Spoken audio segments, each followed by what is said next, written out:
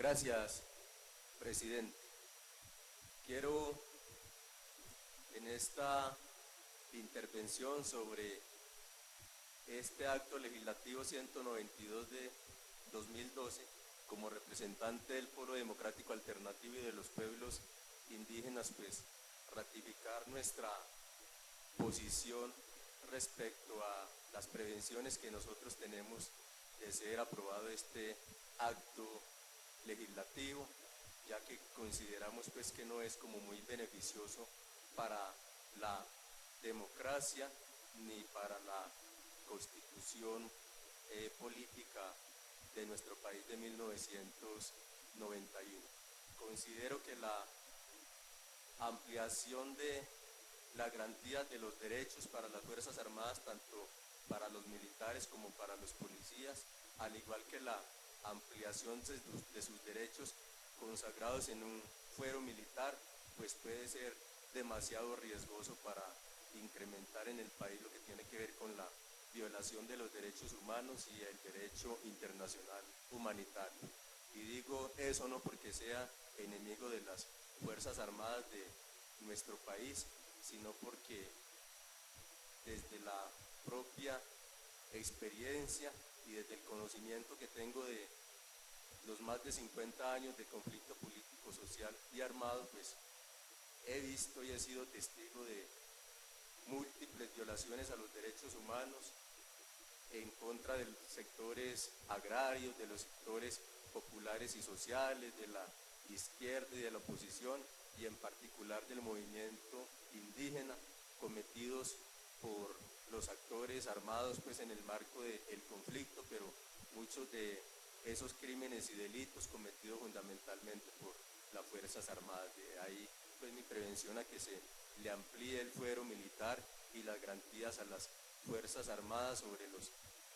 crímenes o delitos pues cometidos en la prestación de servicio o en el marco del conflicto político, social y armado. Y digamos, para no ir muy lejos con el tema, mañana se conmemoran 10 años de la masacre de los indígenas Wayuu en Bahía Portete. Sobre este asunto hay dos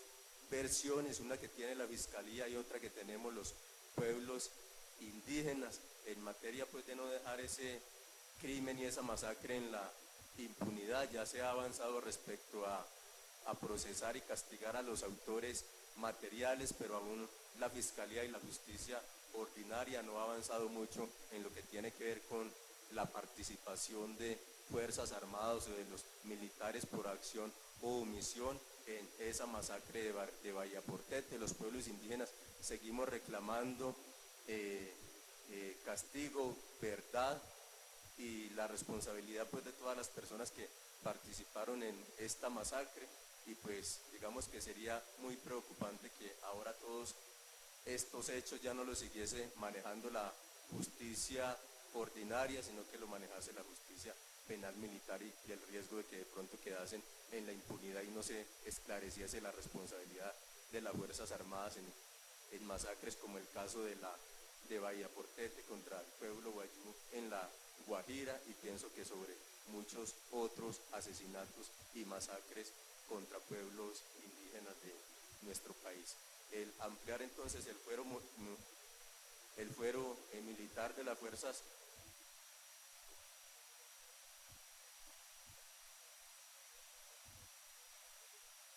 Sonido para el representante Hernando Hernández. El ampliar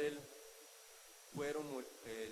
el fuero militar modificando los 3 artículos de la Constitución, el 116, el 152, el 221, creando un nuevo tribunal de garantías penales para las Fuerzas Armadas, sin aún saber un poco cómo se va a constituir, también creando un literal para ampliar más los derechos constitucionales y luego reglamentarlos mediante una ley estatutaria. Eso no me parece pues muy bueno para la democracia, y el que se amplíen también estos derechos luego adicionando 1-7 incisos en ese artículo 221, pues es un poco, digamos, preocupante para garantizar el respeto a los derechos humanos y al derecho internacional humanitario en nuestro país. Finalmente, preguntarle a los señores ponentes de este acto legislativo 192 como algunos temas que me preocupan en concreto sobre esta iniciativa. Uno, sobre la ambigüedad que hay en la redacción en dos de los artículos, sobre todo en el 1, digamos que hay como una ambigüedad en la redacción, porque digamos que en la discusión de este proyecto se suprime la palabra impar, y el otro inciso se amplía, digamos, lo que tiene que ver con los procesos penales que se adelanten en contra de miembros de la fuerza pública. Un segundo interrogante que tengo es sobre la composición de la comisión mixta. Digamos que eso es posterior al acto legislativo, cómo se va a componer una comisión mixta, qué tan imparcial va a ser respecto a juzgar los crímenes o delitos cometidos por fuerzas armadas. También tengo la preocupación sobre la creación, composición y las competencias de ese tribunal de garantías penales.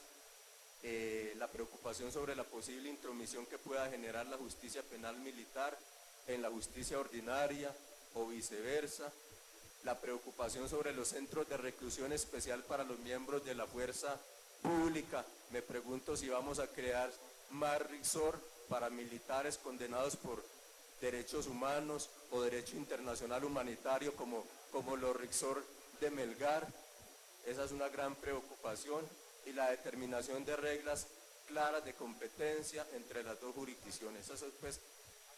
varias de mis grandes preocupaciones frente a este acto legislativo. De ahí la posición de votar negativamente esta iniciativa, este proyecto de ley. Y finalmente, manifestar que con este acto legislativo realmente lo que busca el gobierno y los militares de nuestro país es de alguna manera no ser juzgados por la justicia ordinaria, y busca realmente proteger a los miembros de la fuerza pública, dejando impunes